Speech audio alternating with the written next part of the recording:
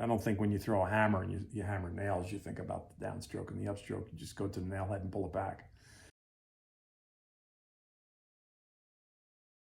Instead of thinking about the upstroke and the downstroke, we're just going to think about one line. It's going to be bent from a strike against something, but it's still moving, never ends. So once you start the motion up, down, down, up, you think of it as one stroke. No longer are you thinking of it as up, down, or down, up.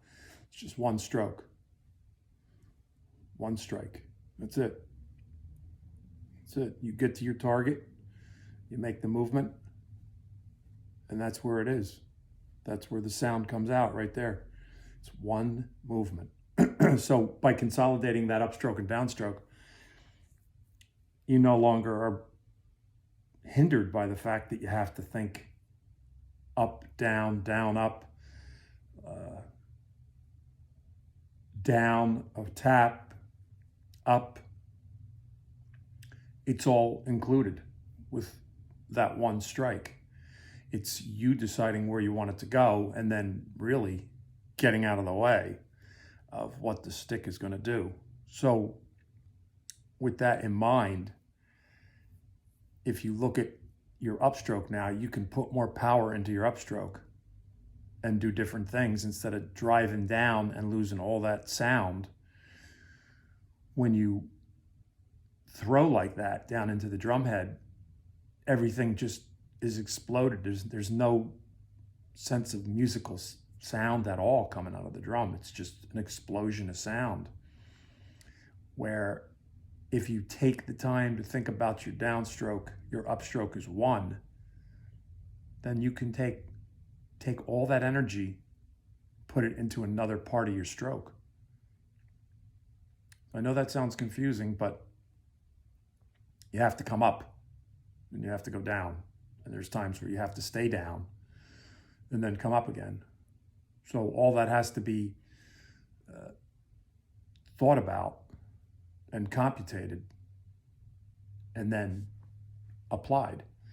So once again, you're able to put more strength into your stroke or line coming up than the down. So now you can achieve a much more musical sound on your drum instead of driving from a high point into the head, taking a chance and losing everything to that one splat.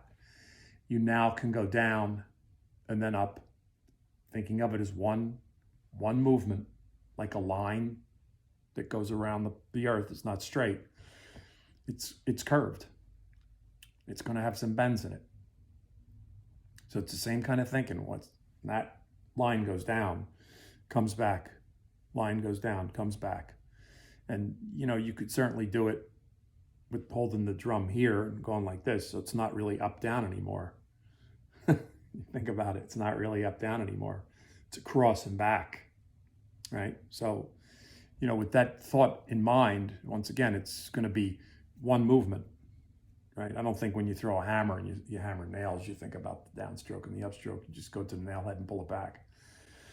So, and we're going to be going to the drum head and adding strength, pulling it back as quickly as I can get off that head. That's what gives it the sound.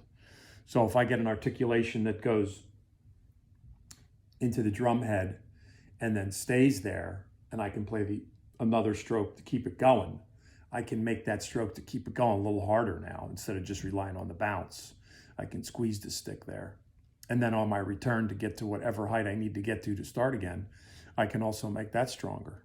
So it just doesn't have to be relegated to just lifting the arm and then dragging the stick behind it. I can actually push down when I'm coming back into the spot where I need to start again.